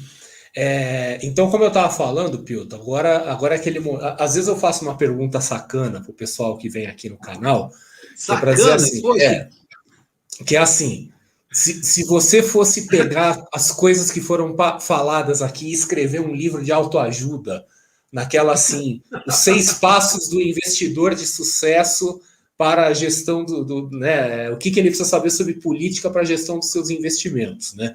Então eu queria agora começar a pegar assim, os elementos mais passíveis de ação para a gente tentar definir, então, quer dizer, o que pode ser um investidor consciente do ponto de vista político que ele está preparado para tomar decisão. Então, assim, uma primeira coisa que a gente já pode mencionar é o seguinte: entenda a empresa que você está investindo, né? Porque a gente começou falando muito do fuzuê que se fez em torno da Petrobras, e agora a gente já tem aqui uma certa clareza de que, na verdade, a gritaria com a Petrobras foi pelo desconhecimento dos próprios mecanismos da empresa. Então, assim, regra número 1, saiba no que você está investindo, principalmente se você está investindo numa empresa que tem o governo como sócio majoritário, porque as regras que a gente considera mão pesada, intervenção, etc. e tal, muitas vezes são regras explícitas e que estão escritas ali, quer dizer, não foi inventada na hora, não foi uma coisa arbitrária, né? Então essa seria uma primeira lição. O que você consideraria uma segunda lição? Além dessa de conhecer a empresa que você está investindo... Como não ser pego de calças abaixadas pelo seu próprio governo, né? Entenda que política interfere na economia e essa é uma regra que você nunca vai poder quebrar. A forma como isso vai acontecer, os órgãos de controle vão coibir excessos, mas se você ignorar a existência da política na economia, você não sabe o que você está fazendo, nem em que mundo você está. Então, a segunda regra é: entenda que política interfere na economia e que a economia interfere na política. São regras básicas de convivência democrática. Então, eu vou propor uma terceira regra. Vamos lá. Espere sempre que o governo vai se comunicar da pior forma possível. Sempre, né? Quer dizer, o governo não, pelo menos os nossos, não mostram habilidade de comunicação, então os efeitos das coisas sempre tendem a ser amplificados por conta da falha de comunicação. Então aceite isso como um fato da vida, né? Pode ser uma quarta, então? Vamos lá. Tá, vamos lá. Eu sei que parece que eu estou jogando contra a minha profissão, mas não estou, não, porque a primeira coisa que se aprende no jornalismo é não ser corporativista. Aliás, jornalismo é a fonte de bater em todos os corporativistas de qualquer outros setores. Tome cuidado com o que você lê na imprensa. Uma coisa é notícia, outra coisa é torcida ideológica. Nesse aspecto, né, eu não vou abrir aqui uma quinta regra, mas eu quero chamar a atenção do seguinte, que hoje, até nas nossas conversas de bastidores, a gente falou um pouquinho sobre isso, que hoje nós temos uma característica no Brasil, que é da mídia econômica, especificamente a mídia econômica que provê informação para os investidores. Nós temos um problema estrutural no Brasil, porque nós não temos hoje grandes veículos de mídia que são independentes. E não é que são independentes em relação ao governo, são independentes em relação a corporações, a empresas. Praticamente todos os grandes portais de notícias brasileiros pertencem a algum grupo, que ou o grupo é ele mesmo uma instituição financeira, ou é um grupo que tem também uma instituição financeira, né? Então isso apenas reforça a importância do investidor entender essa coisa da comunicação e da cadeia de incentivos por trás da indústria de comunicação. André, quer ver um exemplo? Em 1998, eu acho, nós tivemos uma crise da Ásia em 98, foi isso, né? Sim. Uhum. Aí o dólar explodiu aqui no Brasil, você se lembra disso, né? Lembro. Aí o jornalista de um canal de notícias estava perguntando para um banco que estava completamente comprado em dólar se o dólar estava alto ou baixo. Você acha que este economista-chefe vai conseguir dar uma resposta técnica se o dólar estava alto ou baixo? De jeito nenhum. Então, se eu não disser isso, eu sei porque eu sabia da história do banco, né? Se ele está vendido em dólar e comprado, vai mudar a opinião dele. Então, aí você fica assim, o economista X da instituição Y, tudo isso tem um glamour, né? Está dizendo que o dólar, não, tem que subir um pouco mais. Não, está muito alto. Baseado em quê? Baseado no que você, nas suas posições de dólar, Então é o seguinte, veja só, e aí não é nem torcida, aí é só imperícia do jornalismo econômico. É mal feito, porque eu vou lá e pergunto para um banco do que tem uma condição. Se ele está cheio de posições de dólar, ele vai achar que está baixo ainda, que tem potencial de alta. Ele vai ganhar com isso. Sim. Só que aí vem aquela coisa. Qual era a matéria que tinha que ser dada? Bom, o economista X do banco X disse isso, mas o banco hoje está posicionado em dólar. Pronto. Se eu perguntar, por exemplo, é que nem uma outra bobagem que é a seguinte, né? Dizem que uma mentira tantas vezes falada acaba virando verdade, uma bobagem tantas vezes falada começa a ficar sério também. E sem a mentira ser uma verdade de fato, e sem uma bobagem ser uma coisa séria de fato. Então, toda hora que o dólar sobe, alguém fala assim, é bom para o agronegócio. Tá. Eu vou usar o câmbio até quando? Para resolver o problema do custo Brasil? Não, né? Primeiro que, se você conversar honestamente com gente de agronegócio, eles dizem que dólar em torno de 4 já resolve o problema deles, já fica o produto brasileiro fica competitivo. Então, por que eu vou matar outros setores da economia que dependem de importações com dólar supervalorizado? Uhum. Não é que o dólar alto favorece do ponto de vista meramente matemático, mas isso não é saudável para a economia brasileira, nem para o agronegócio. Quando o agronegócio estava vendendo a safra, eles estavam achando lindo. Quando eles tiveram que comprar um monte de insumo importado e o dólar alto, começaram a reclamar do dólar alto. Pô, é que nem dizer assim, ó, você tem que se hidratar. Então, beleza, eu vou tomar 20 litros de água por dia, né? Quer dizer, não, o a mais não necessariamente vai ser uma coisa benéfica para você. Quer dizer, o câmbio mais depreciado não necessariamente vai ser uma coisa benéfica para quem está exportando. Economia, todo mundo sabe. Eu preciso, sobretudo, a economia como filosofia, ela tem que ter equilíbrio. Se ela não tiver equilíbrio, ela se transforma em qualquer outra coisa, mas isso já é uma distorção econômica. Eu não estou dizendo que alguém ganha porque alguém perdeu, isso é outra coisa. Eu estou falando de uma lógica econômica. Eu ouvi isso tempos atrás de gente pesada do agronegócio, me diz, exportador, hein? Não estou falando que é um sujeito que está precisando comprar dólar, não, comprar coisa em dólar, não. Ele falou, não, se eu tiver 4, eu consigo vender com muito lucro e meu produto é competitivo. Mas eu tinha uma mania de, precisa subir o dólar, precisa deixar o dólar com rédea solta para o agronegócio se tornar competitivo. Mas espera um pouquinho, será que eu preciso disso? Eu tenho que usar o câmbio toda hora para favorecer um problema, um setor que tem problema de estradas, por exemplo, que custava muito caro o transporte de sair do Mato Grosso e chegar em Paranaguá, sendo que eu posso fazer construção de linha de trem e terminar no Pará, porque ele passa pelo canal do Panamá e vai para a China. Sabe, essas coisas, precisa discutir o global, é sempre mais importante e muito mais lógico também, se aprende muito mais com o global. É isso aí. Alguma sugestão para uma quinta regra? Não, eu queria dar o nome do livro, pode ser Não, um livro de autoajuda? Então dá o nome, até porque agora, né, se esse livro for publicado, depois eu mando meu advogado te ligar. Não, vai ser. Meu advogado é o Rui das Neves. Escrito por André Massaro, Adalberto Piotto e consultoria do Rui Neves, pode ser assim? Aí ninguém reclama depois. Não, agora falando sério. Eu sei que a autoajuda é um setor extremamente importante para o setor editorial, mas se eu pudesse escrever um livro de autoajuda, seria o seguinte: leia, estude, aprenda e só depois opine. Isso, para mim, é autoajuda na veia.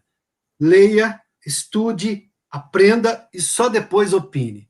A gente resolveria 90% do barulho institucional brasileiro hoje. Seja o que vem da presidência da República, seja o que vem dos críticos da presidência da República, seja o que vem da imprensa oficial, seja o que vem da cobertura informal das redes sociais, eu tenho por certo que resolveria boa parte desse barulho que nos atazana diariamente, a partir do momento em que você liga o celular. Sim, não, título é excelente, né? Porque a gente vive num mundo que ninguém sabe absolutamente nada, mas todo mundo tem opinião sobre tudo, né? Quer dizer, a opinião... O mais irônico de tudo é aquela coisa assim, a gente olha para trás, a gente olha para a história do mundo e ver a quantidade de pessoas que morreram, que perderam a vida para que a gente pudesse ter o direito de expressar livremente nossas opiniões, né? E agora a gente começa a pensar assim, pô, talvez esses caras tenham morrido em vão, né? Daquele André, pensamento assim, né? Puxa, né? pensa se a gente pegasse esse título do livro e aplicasse no caso da Petrobras, do qual nós falamos aqui. Se as pessoas tivessem lido o Estatuto da Empresa, estudado o Estatuto da Empresa, aprendido o que aquilo quer dizer e só depois opinassem.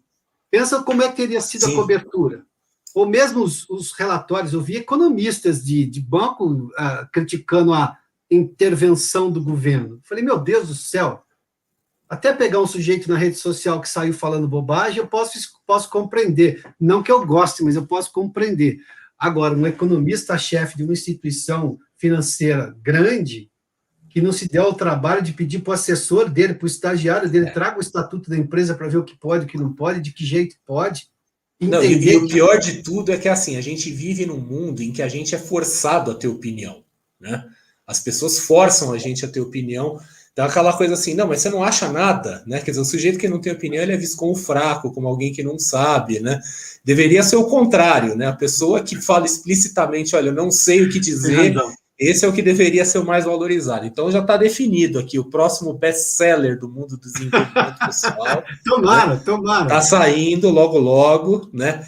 E, ó, vamos começar a conduzir aqui para os nossos momentos finais. A gente já está com 1h40, hein? O negócio rendeu aqui. Tipicamente, uma live do canal não dura mais do que 1 hora, né? Então, eu quero pedir, Piotr, para você fazer, então, aí as suas considerações finais, aí, as suas recomendações para o investidor. Já de cara, né, antecipadamente, quero novamente agradecer muitíssimo aí a sua presença. É uma honra te ter aqui no canal. Como eu falei, para quem é de São Paulo, você é uma celebridade, tá? Eu estou recebendo uma celebridade aqui no canal, né? Agradecer ao Rui, né, que é o agente oculto aqui do canal, né? Agradecer todo mundo aí que veio. Aí vou deixar espaço para você, Piotr. Pode fazer aí o seu arremate aí, né? Não, imagina. Muito obrigado, André. Obrigado ao Rui aí que fez a sugestão a você, obrigado a você, obrigado à audiência que nos acompanhou. A Sol está perguntando assim, ó, não era até meia-noite a live? Eu já tô começando a ficar com água pelos olhos, eu tenho que sair daqui Oi, correndo Sol, pro banheiro. Você é muito generosa, Sol Carvalho, que generosa você. Não, ela é a carteirinha 0001 do seu fã-clube e vai para ela. Muito obrigado, ela é muito generosa, viu? Muito obrigado, Sol. Mas, enfim, André, obrigado pela gentileza, a gente conversou, fiquei feliz que a gente passou do tempo, eu tinha o hábito na CBN, eu estourava todos os meus horários, tá? A entrevista rendia, eu atropelava o repórter CBN, intervalo, eu não posso perder uma boa conversa, o ouvinte não veio aqui para ouvir a hora certa, veio aqui para ouvir notícia, né? Mas, enfim... Piotr, você vai lá, registra o domínio, tudo aqui, antes que alguém tenha essa ideia, hein? Olha que os caras já estão registrando aqui, tá? Viu? E se alguém divulgar o nome da editora, os caras compram ação hoje. Se vai ser um best-seller, o cara já vai comprar ação da editora, já, né? Mas, enfim, foi um prazer. Prazer bater um papo aqui. Parabéns pela sua iniciativa. Se tem uma coisa boa que a tecnologia hoje, essa que nos permite conversar, a internet é uma terra de ninguém em que boas pessoas também ocupam espaço. A gente tem problemas, sim, na internet, tem muita coisa ruim. Eu fiz menção isso hoje, que eu leio alguns comentários de alguns sites de notícia, eu fico assustado com nível baixo, alguns até, eu não vou nem me referir à baixaria, eu digo, às vezes, algumas coisas que têm boa intenção, mas o nível de compreensão dos fatos é muito, muito ruim, é muito precário, que faz com que as pessoas deem opiniões que não façam sentido diante daquele assunto. E o seu canal permite com que muita gente se instrua melhor, aprenda mais, consiga fazer melhores raciocínios, isso vai melhorar a qualidade do debate. A gente está aqui justamente, e se eu pude contribuir para isso, eu fico extremamente feliz em que a gente possa qualificar o debate brasileiro, porque este país precisa que qualifiquemos o debate. Este país não pode abrir mão dos brasileiros, mas ele quer brasileiros que sejam bem informados, que se dediquem a entender o que está acontecendo, para que a gente faça um debate, mesmo que haja divergências. As pessoas, mesmo estudando muito bem um tema, vão chegar a conclusões diferentes, mas tudo bem, vão debater sobre o que elas conhecem, com opiniões divergentes, mas sobre o que elas conhecem. Hoje a gente está debatendo com opiniões divergentes, sem saber exatamente do que. Isso está fazendo mal ao país, está fazendo mal a todos nós. Obrigado pelo convite, eu fico Não, muito é isso feliz. aí. E assim, o que você falou sobre se eu estou aí ajudando aqui o pessoal, né? O pessoal que vê isso aí está fora de questão. Quer dizer, foi excepcional, foi muito. O pessoal aqui já está pedindo a sua volta no canal, né? Então aqui, ó, tem que voltar, etc. Então logo vamos te sequestrar aqui de volta. O Rui chamando a atenção que o seu programa na CVM era nacional, tá? Não era só São Paulo. Então, erro meu, né? Então isso só aumenta o valor do meu canal agora, porque você passou por aqui, né? Então agora temos uma celebridade nacional. Vai fazer IPO do canal? Vai fazer um IPO também? Está prevendo agora no segundo semestre? Ué, né, pagando bem, que mal que tem, né? Não tem problema. Estamos aí. Tá já que o Rui é o agente do canal, Rui, dá um jeito aí, arruma um investidor aí, né? Editora Rui das Neves. Então, de novo, Piotr, novamente, muito obrigado aí pela disponibilidade, muito obrigado por participar. Obrigado aí ao pessoal que, como sempre, não decepciona, né? Quer dizer, o canal... Parabéns, obrigado a vocês por isso, viu? Muito feliz. Canal Investidor Cético é o canal com o QI médio mais alto da internet, né? Canal de alto nível aqui. Então, você vê, o pessoal se comporta, excelentes perguntas, excelente participação. Um abraço para o pessoal do grupo O Investidor Cético no Telegram.